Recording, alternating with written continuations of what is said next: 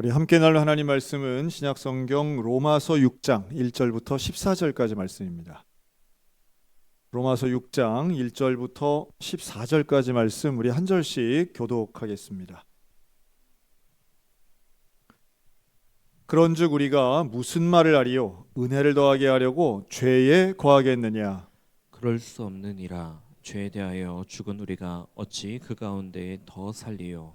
무릇 그리스도 예수와 합하여 세례를 받은 우리는 그의 죽으심과 합하여 세례를 받은 줄을 알지 못하느냐?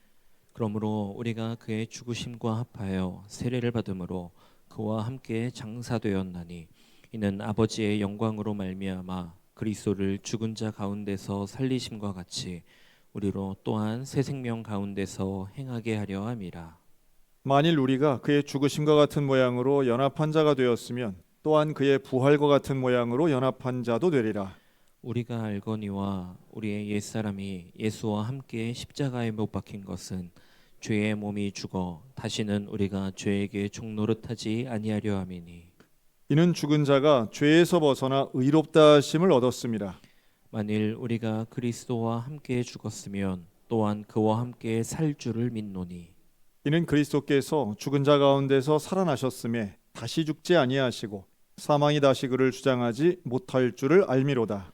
그가 죽으심은 죄에 대하여 단번에 죽으심이요 그가 살아계심은 하나님께 대하여 살아계심이니 이와 같이 너희도 너희 자신을 죄에 대하여는 죽은 자요 그리스도 예수 안에서 하나님께 대하여는 살아있는 자로 여길지어다.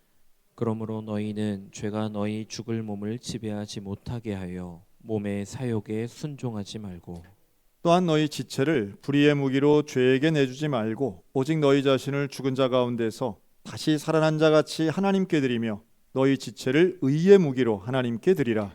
죄가 너희를 주장하지 못하리니 이는 너희가 법 아래에 있지 아니하고 은혜 아래에 있음이라. 아멘. 우리가 죄와 구원 또 하나님의 은혜에 대해서 논할 때 이제 이런 논리를 하나 세울 때가 있습니다.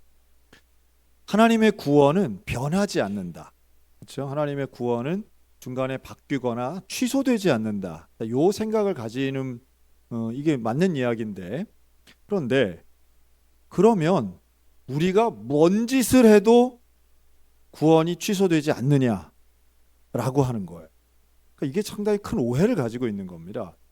하나님이 그만큼 신실하신 분이다라고 하는 거지. 우리가 무슨 짓을 해도 어차피 구원은 정해져 있다면 내가 죄를 짓든 타락을 하든 뭐 하다못해 이단에 빠지든 변질을 하든 내 구원은 변하지 않는다. 좀 이상하죠? 그렇죠? 좀 이상한 거예요. 그러면 우리가 처음 전제가 아주 중요한데요. 구원받았다라고 하는 이 전제가 제일 중요한 거예요.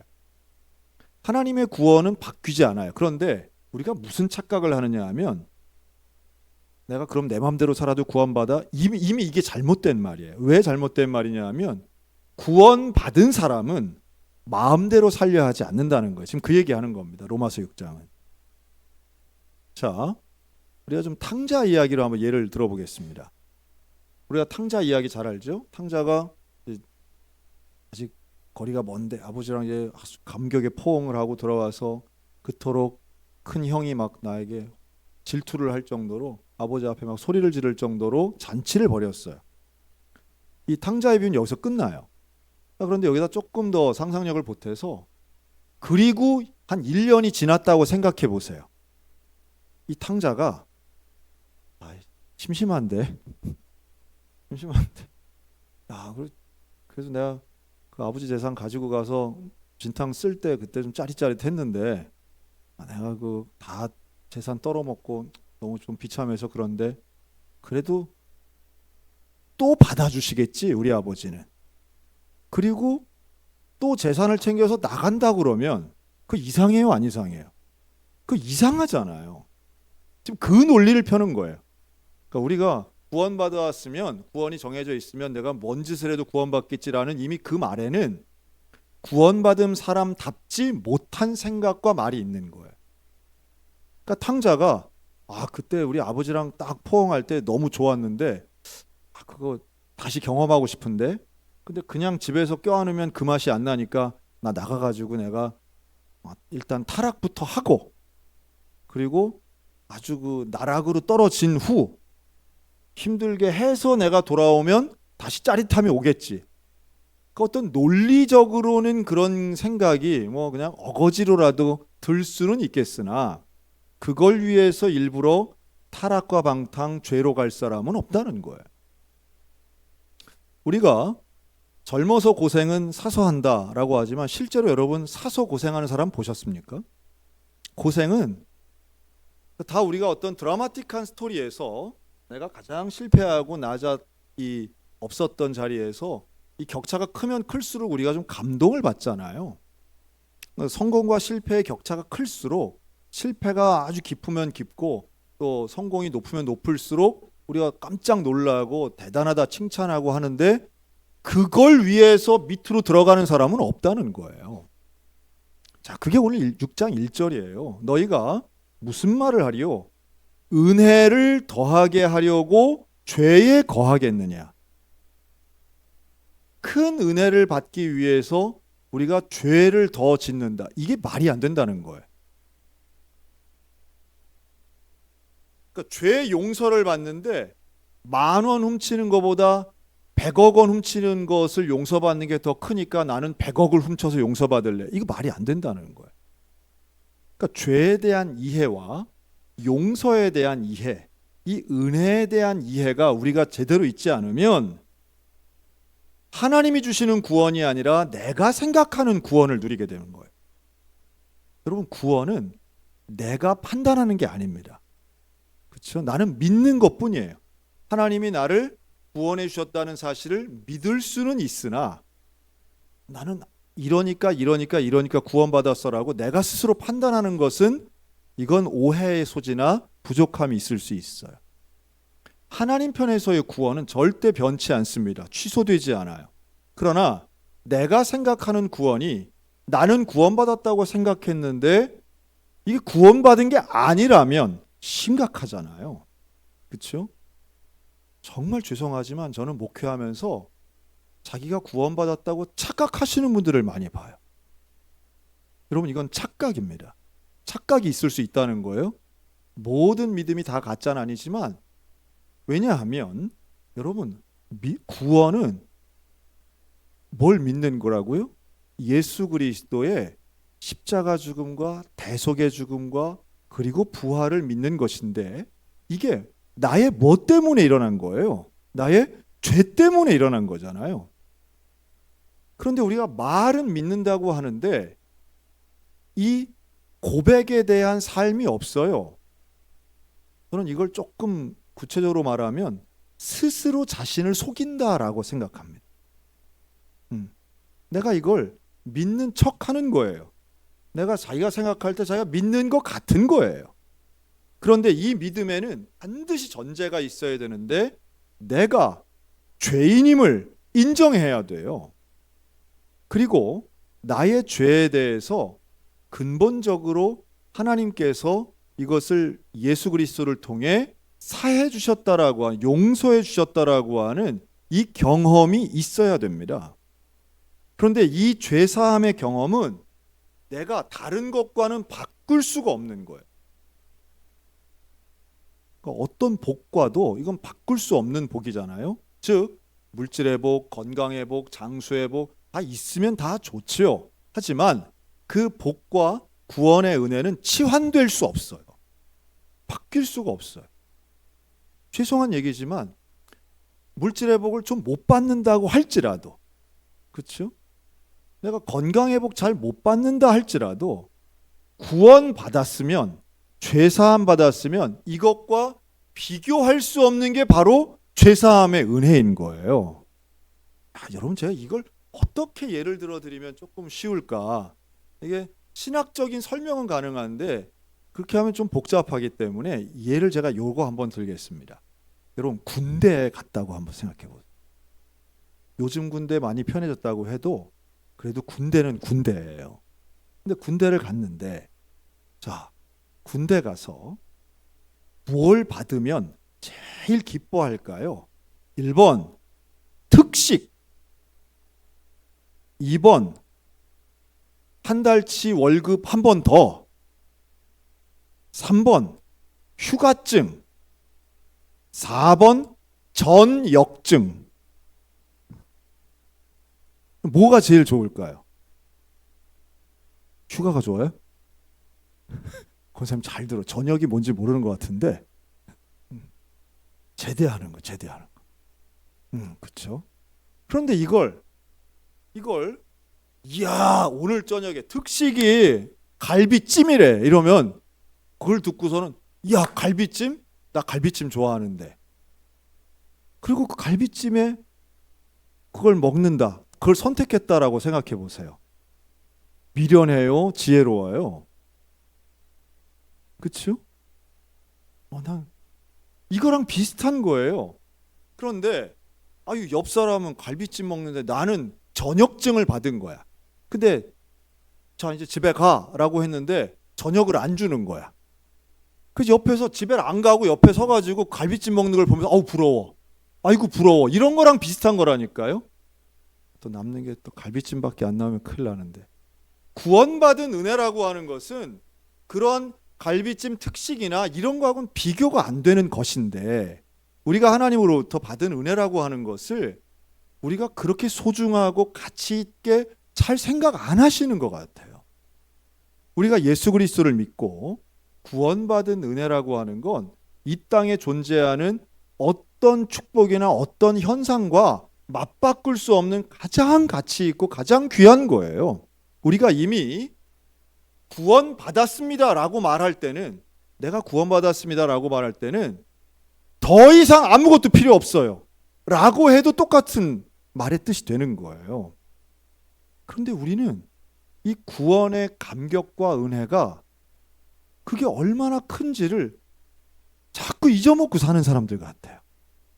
자꾸 잊어먹어서 그냥 구원은 기본값으로 있는 거고 기본값으로 있고 거기다 더해서 다른 것도 요것도 저것도 이것도 저것도. 그런데 이거 하나 없다고 해서 하나님 앞에 서운해요, 속상해요, 왜 나를 버리셨어요? 좀 이런 거랑 비슷하단 말이죠. 다시 처음으로 돌아오면 여러분 구원 받았으면요 마음대로 살 수가 없어요. 왜냐하면 그 구원의 은혜가 너무도 귀하고 크기 때문에 혹여라도 잘못해서 그 전역증 뺏기면 어떻게 하려고 그래. 그러니까 우리가 구원받았습니다라고 할 때는요 다른 것과는 생각하지 않는 거예요. 내 마음대로 죄 져도 되게 죄 지을 생각이 아예 없어지는 거예요. 그것을 오늘 본문 뭐라고 하느냐 하면 죄에 대하여 죽는 몸이 되었다라고 말씀해요. 죄에 대하여 죽고 우리는 예수와 합하여 세례를 받은 사람들이라고 말씀하는 거예요. 그러니까 우리가 예수님과 함께 죽고 예수님과 함께 살았다라고 말하는 이게 그냥 단순한 표현이 아니고요. 우리 각자에게 주시는 하나님의 너무도 놀라운 은혜예요.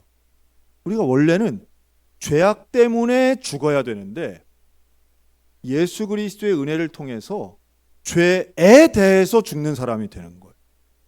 죄에 대해서 죽는다라고 하는 것은 더 이상 죄가 나를 해할 수 없어요. 더 이상 그 죄악이 나를 멸망시키고 저주할 수 없는 거예요. 근데 이걸 죄도 잘 알아요. 사탄도 잘 알아요. 그래서 어떻게 하느냐? 유혹해요. 유혹해요. 이 유혹은 뭐냐 하면 다시 군대 얘기로 돌아와서 제대해서 집에 왔어요. 집에 와서 일상생활 하는데 사탄이 뭐라고 유혹하는지 아세요? 아니야.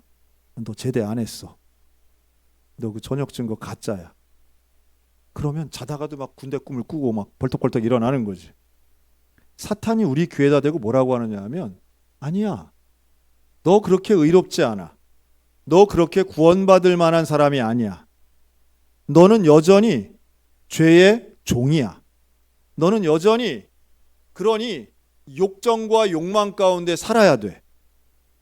계속해서 우리를 유혹합니다. 수준 높은 방식으로 또 때로는 아주 1차원적인 방식으로 우리를 미혹하고 이렇게 예배 시간에는 스마트폰을 통해서도 미혹하는 거예요. 자꾸 뭔가 중요한 일이 생기고 자꾸 우리를 신경 쓰게 만드는 일들이 계속 생기는 거죠. 참 이러면 우리가 구원받은 것 자체에 대해서 의문을 갖거나 아니면 구원에 대한 다른 생각을 갖도록 사단은 우리를 미혹합니다. 불평하게 만들고 부정하게 만들고 또 때로는 하나님에 대해서 무관심하게 성경의 진리에 대해서 외면하게 하죠. 그건 그냥 있는 거고 너는 그냥 구원받은 거야. 구원은 마치 보너스 같은 거야 라고 우리를 구원의 가치를 아주 낮아지게 만들어버려요. 세상의 가치가 훨씬 높고 구원의 가치는 낮은 것처럼 우리에게 착각하도록 만들어요.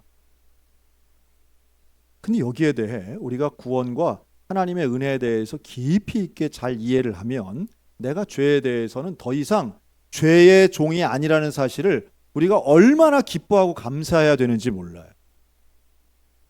그 병에 걸리면 내 일상이 얼마나 소중한가를 잘 알잖아요. 그렇죠? 사실은 내 일상이 참 소중한 거구나. 아, 이게 평범한 게 당연한 게 아니구나. 매일마다 나는 기적을 살고 있구나. 이거를 좀 고난을 당해보면 알잖아요. 그런데 죄에 대한 이해가 나 자신이 얼마나 죄성이 있고 죄인인가에 대해서 내가 스스로 내 문제를 해결할 수 없는 걸 깊이 묵상하면 묵상할수록 하나님의 은혜가 얼마나 큰지 몰라요. 하나님의 은혜가. 그러니까 내가 지금 어떤 심각한 죄를 잘 안 짓고 있는 것을 우리는 잘 몰라요. 저 전에 한번 말씀드렸나요? 제가 새벽 예배 마치고 이렇게 집으로 가는데 그때는 어디를 딴 데 갔다 와서 그런가 제가 차를 타고 이제 지나가고 있었어요. 그런데 아주 새벽 이른 시간이죠. 그런데 지나가다가 신호대기에 딱 서서 그 아침에 뭐 한 오전 6시 뭐 요때 됐는데 이 신호대기에 서 있는데 옆에 뭐가 있냐 하면 그 돈을 내는 성인 오락실이 이렇게 있었어요. 그 옛날 그 바다 이야기 뭐 이런 거 유행할 때였어요. 근데 이게 문이 열려 있는 거예요. 문이 열려서 그 안에가 잘 보였어요. 아침 6시인데 그 안에 정말 제 또래의 남성들이 가득한 거예요. 가득해. 믿겨지지 않을 정도로 사람이 바글바글 하더라고요. 그런데 그 중에 한 분이 나와가지고 기지개를 쫙 펴는 거예요. 누가 봐도 밤을 샌 거야. 그 안에서. 기지개를 쫙 펴는데 제가 너무 신기해서 그 안에 어떻게 생겼는지 이렇게 좀 호기심도 생기고 그 안에 보는데 기지개 켜는 그분이랑 제가 눈이 딱 마주쳤어요. 딱 마주쳤어. 저를 보고 이렇게 보고 그냥 우리 둘 다 좀 민망하잖아요. 눈을 마주쳤는데. 우선 그분은 다시 담배 한 대 피고 이제 들어가실 것 같더라고요. 저는 이제 신호가 다시 바뀌어서 가면서 그런 생각이 들었어요. 여러분 그분의 가정은 집안 가족들은 지금 가장이 거기서 밤새 저거 하고 있는지 알면 기분이 좋아요, 안 좋아요? 똑같은 시간인데 저는 새벽 기도를 하고 저런 데가 있는지는 알지만 들어가고 싶은 마음이 1도 없는데 저 안에 있는 저 많은 사람들은 어떻게 저기서 밤을 새우고 시간을 보내고 그 피곤하게 해서 이제 좀 있으면 뭐 할 거예요, 그 사람들? 자러 갈 거 아니에요. 어디 가서 자야 될 거 아니에요. 밤을 새서 그 게임을 했으면. 돈 딴 사람이 있을진 모르겠으나 저게 얼마나 허망한 일인가. 그러면서 그런 생각이 드는 거예요. 왜 나는 저기 들어갈 생각이 없지? 왜 나는 저기 들어가고 싶은 생각이 조금도 없지? 너무 신기하더라고요. 그것은 제가 절제력이 있어서가 아니라 전혀 다른 세계에 살고 있는 것처럼 생활하기 때문일 거라고 생각했어요. 저라고 무슨 도박하는데 앞에 가서 몇 번 해보면은 막 딱 끊고 나오겠어요. 저랑 똑같은 사람인데 누구나 흥미에 빠지면 거기에 몰입하겠죠. 하지만 관심이 없고 생각이 없으면 접근을 안 하니까 미혹에 빠지지 않는 거죠. 똑같아요. 여러분 구원받은 사람, 거듭남의 사람은요 무슨 특별한 능력이 있는 사람이 아니라 죄에 대해 죽은 사람이에요. 죄에 대해 죽은 사람은 무엇이 죄인지를 알고 하나님이 원하시는 삶과 하나님이 원치 않으시는 삶에 대한 기준이 있고 그 생활과 삶이 거룩함을 추구하면서 가는 것이지 구원이 정해져 있으니까 내 마음대로 살래 이거 아니라는 거예요. 비슷한 사례로 결혼도 예로 들 수 있어요. 여러분 결혼하기 전에 이렇게 선을 봐, 뭐 요즘은 뭐 선을 잘 안 보시는 것 같은 선 보고 이제 결혼한다라고 한번 생각해 보세요. 근데 어떤 처녀가 선을 여러 번 보고 좋은 남성을 만나서 이제 결혼을 했어요. 근데 결혼을 하고 서약을 하고 결혼을 하고 지내다가 한 1년 있다가 남편한테 이렇게 말했다고 생각해 보세요. 저 돈 좀 주세요. 왜 돈이 왜 필요하세요? 저 가서 선 좀 보려고요. 이상하지 않습니까? 네. 우리는 그런 일에 대해서는 결혼에 대한 오해가 있기 때문에 그런 생각 갖는 거죠. 더 이상 선 보는 건 필요 없는 거예요. 결혼을 한다는 건 더 이상의 선과는 이제 완전히 매듭 짓고 끝나는 거죠. 워낙 이혼이 많은 세상이다 보니까 결혼을 하면 끝까지 함께 사는 것 뭐 그러지 않을 것처럼들 얘기하지만 원래 결혼은 두 사람이 결혼해서 평생을 해로하는 거죠. 하늘이 우리를 갈라놓을 때까지 함께 사는 이게 원칙이잖아요. 구원의 역사도 마찬가지예요. 변절자가 있고 배신자가 있고 우리는 워낙 그런 예들을 너무 많이 보니까 마치 그런 것이 당연한 것인 양 생각하지만 그렇지 않아요. 구원받은 사람은 이 죄에 대해 죽었다라고 하는 것은 예수님과 함께 동행하는 삶을 전제로 하는 거예요. 예수님 앞에 감사해서 예수님의 은혜가 고마워서 어떻게든 예수님이 원하시는 삶을 살려고 최선을 다하지만 인간의 한계와 연약함이 있어서 완벽한 삶을 살기는 어려워요. 때로는 사단의 미혹과 유혹에 빠질 때도 있겠지요. 하지만 구원이 변화되지 않는다는 것은 하나님이 우리를 포기하지 않으신다는 뜻이고요. 구원받은 사람은 넘어지고 미혹 가운데 미끄러지는 일은 있을지 몰라도 영원히 거기에 머무르지 않고 다시 주님 앞에 도우심을 구하고 거룩하고 경건한 삶을 살기 위해 최선을 다하는 삶을 산다는 거예요. 참 중요한 부분입니다. 우리가 실패는 뭐 경험할 수 있겠죠. 인생 살면서 여러 가지 이런저런 실패가 있을 수 있습니다. 하지만 그 실패가 영원하지 않고요. 하나님의 은혜보다 더 크지도 않아요. 실패처럼 보이는 고난이 있는 거죠. 우리가 믿음을 가지고 하나님 앞에 온전히 나아갈 때에 오늘 바울은 아주 명확한 단어 몇 가지를 쓰는데요. 13절 보세요. 너희 지체를 불의의 무기로 죄에게 내주지 말고 오직 너희 자신을 죽은 자 가운데서 다시 살아난 자 같이 하나님께 드리며 너희 지체를 뭐로 하나님께 드리래요? 의의 무기로 하나님께 드리라. 마치 영적 전쟁이 생각나는 장면입니다. 우리의 육체가 의의 무기가 될 수 있다는 말씀이에요. 우리의 지체를 하나님 앞에 우리의 몸을 육체를 눈에 보이는 일상의 삶을 하나님께 온전히 올려드리는 것 이 자체가 사실은 영적 전쟁인 거죠. 예배를 드리기 위해 이 시간을 내서 우리의 육체가 여기 와 있는 것도 같은 맥락이라고 볼 수 있습니다. 이 육신의 욕망은 갈라디아서 5장 같은 경우 보면 육체 일이 분명하죠. 음행, 더러운 것, 호색, 우상숭배, 주술, 원수 맺는 것, 분쟁, 시기, 분냄, 당짓는 것, 분열함, 이단, 투기, 술취함, 방탕함 이런 여러 가지 것들을 사도 바울이 계속 제시하시는데요. 우리의 삶에 빠질 만한 유혹들, 미혹들 참 많습니다. 하지만 그럼에도 불구하고 구원의 은혜는 우리를 하나님의 뜻으로 이끌어가기에 충분한 줄로 믿으시기 바랍니다.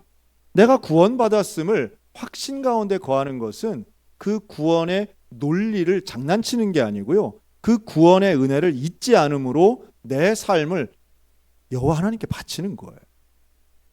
시간도 물질도 또 생각도 가정도 하나님 앞에 드리는 그 과정을 통해서 우리는 거룩함의 삶으로 나아가는데 그 정점에 이르는 은혜를 우리는 성결의 은혜라고 하는 거죠. 근데 이게 인간의 의지로 되는 게 아니기 때문에 우리는 성령의 충만함을 갈망하는 겁니다.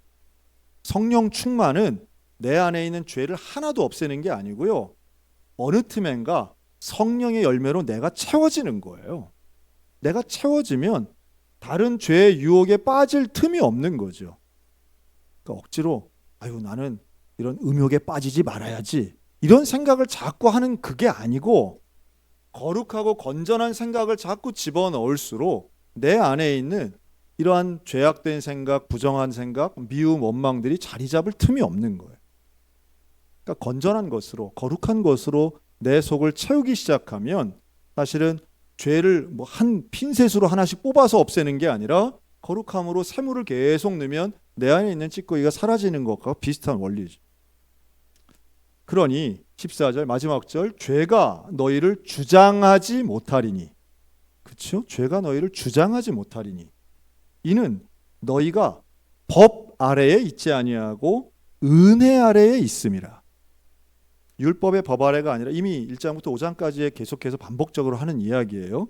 바울이 우리에게 구원받은 원리와 은혜에 대해 설명하면서 우리가 율법으로 구원받는 게 아니고, 율법 중요하죠. 율법은 분명히 용도가 있어요. 하지만 율법으로 구원받는 게 아니라 우리는 전적인 은혜로 구원받는데, 그 은혜로 구원받기 위해서 하나님께서는 생명을 바치셨어요. 여러분, 우리 구원이 인간의 말 한마디로 되는 게 아니에요. 여러분, 착각하지 마세요.